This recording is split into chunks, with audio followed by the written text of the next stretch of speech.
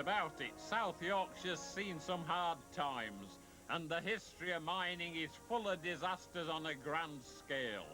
Safety improvements came slowly, usually forced on the employers by tragedy.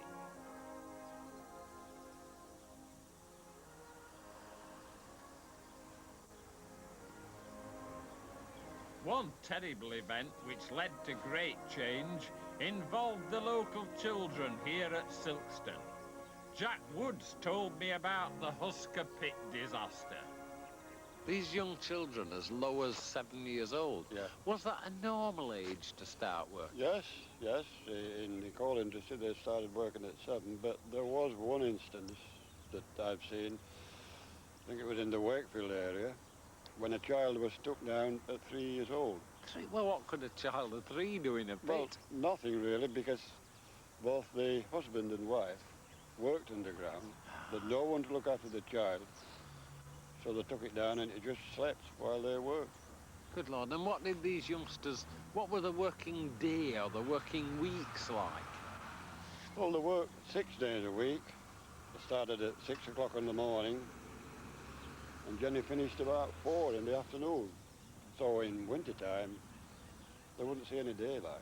Yeah. And what about schooling? Didn't they have any? No, not at all. Only Sunday school, Sunday. Yeah. But they weren't educated, they just learned about religion. And was there any sort of welfare? Did the private coal owners of the time, you know, give sick pay or holidays or anything like that? There was no sick pay. If a man couldn't work, he hadn't any money.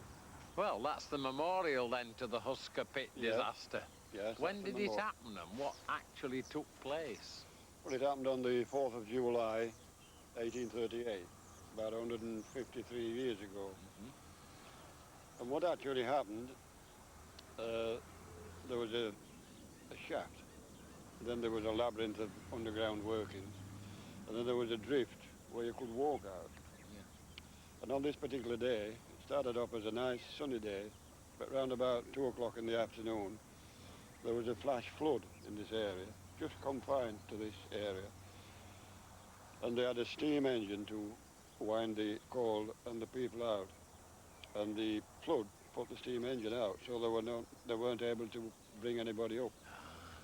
Now they were told to stay underground, but 40 of the children, who had been there since 6 o'clock in the morning, they'd already been underground for 8 hours, decided they were going to walk out. And at the bottom of this shaft, this drift, there was an air door. But they weren't to know that a small stream that was running near the edge of the shaft, that had turned into a raging torrent.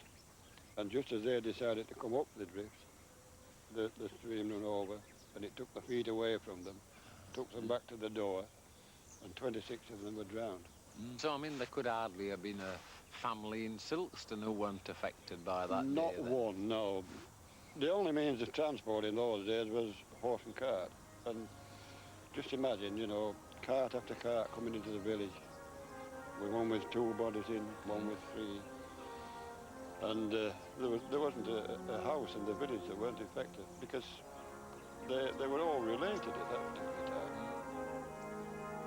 And yet